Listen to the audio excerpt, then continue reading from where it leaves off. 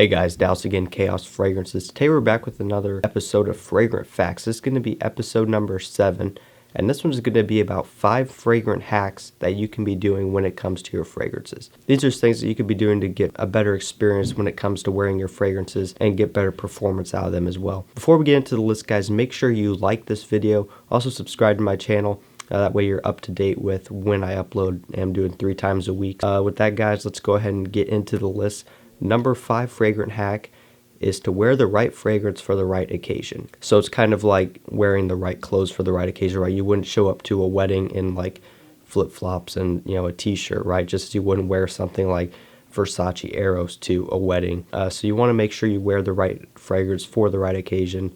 You can kind of ride the edge, ride the line a little bit, be a little bit more daring, but generally you want to keep it mostly safe. You don't want to be wearing a fragrance too loud, in the office, and alternatively you don't want to wear a fragrance too soft when you're at a party, right? So that's one thing. It's very important, wearing the right fragrance for the right occasion, so that way you're not offending people and you're getting the type of results you want. Hack number 4 is don't underapply your fragrances. So this is important because most of us wear fragrances for ourselves because we like to smell them, and also we wear them so other people can smell us, right? So if you're under applying to where people can't really smell you, and even you yourself are having a hard time detecting your fragrance, then there's really no point. At that point, you're basically wasting your fragrance, right? You want to spray enough so you can smell yourself throughout the day.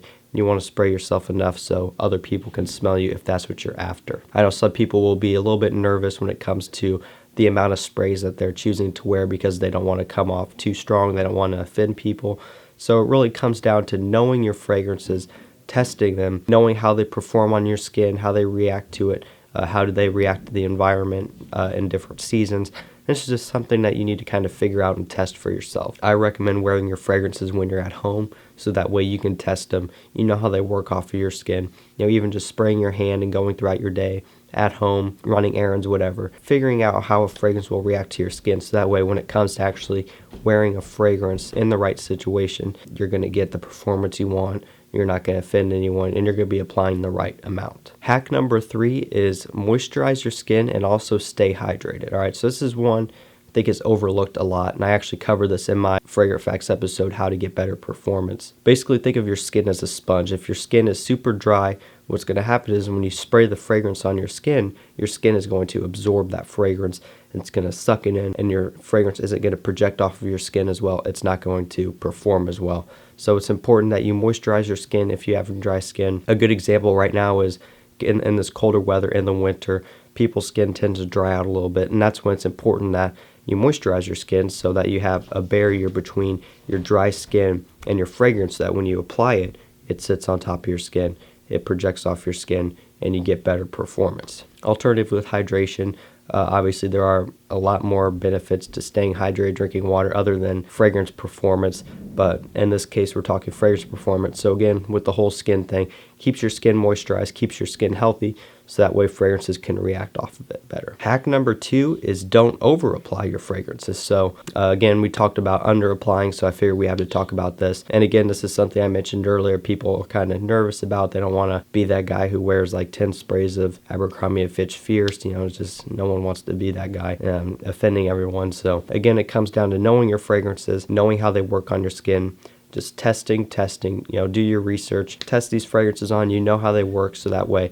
when it comes down to it, like I said, you're not going to be over applying, not going to be offending anyone, and you'll get the results you want. And to go along with that, sometimes there may be an occasion where it's best to not wear a fragrance at all. So for example, if you're going to be in like a train or an airport or airplane, sometimes it may be best to just not wear a fragrance. And if you are going to wear one, you want to go with something safe. You want to go really light, like one spray, maybe even under the shirt, a spray to kind of muffle it even more. You just don't want to be that guy who's going to be choking people out in a really closed environment, like a plane, like a train, where they can't leave.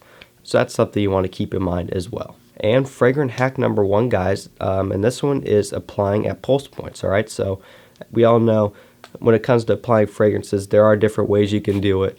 There are different methods you can go about, but the main one you want to do is apply at pulse points. All right, so like I just did there, good pulse points are your neck, behind your ears, on your wrists, places like that where you have a lot of heat coming from your body, and that helps to kind of push the fragrance out, helps it project. It also helps it develop a lot better. Fragrances need to be on your skin to develop.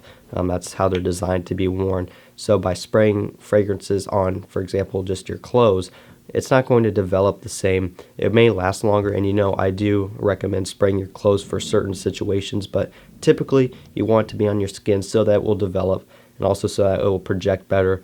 And spraying just parts of your skin that isn't really a pulse point, again, won't help it project as much, and also will make it develop a little bit differently. So guys, I think that's going to do it for this video. That's just 5 fragrant hacks. This is something that a lot of fragrance enthusiasts know already. This is mostly targeted towards those who are just getting started out with fragrances, wanting to know, some quick tips they could start following to get the best performance, get the best reactions and stuff. So hopefully you guys have enjoyed this video. If you did, like I said, be sure to like the video, subscribe to the channel. Also leave a comment telling me if there's any hacks I missed, or if there's anything specifically that you do when it comes to fragrance application or anything like that. And you can also leave a comment telling me if you have any future ideas. You can also leave a comment telling me if you have any ideas for future episodes of Fragrant Facts. I'm going to keep pumping these videos out. Fragrant Facts, Fragrant Face-Offs, Top 10s, reviews. We got it all coming. We also got some pretty big reviews coming up towards the end of this month. So definitely want to stick around, guys. Hit that subscribe button, smash that like button. And yeah, I hope to see you guys in the next video. Peace.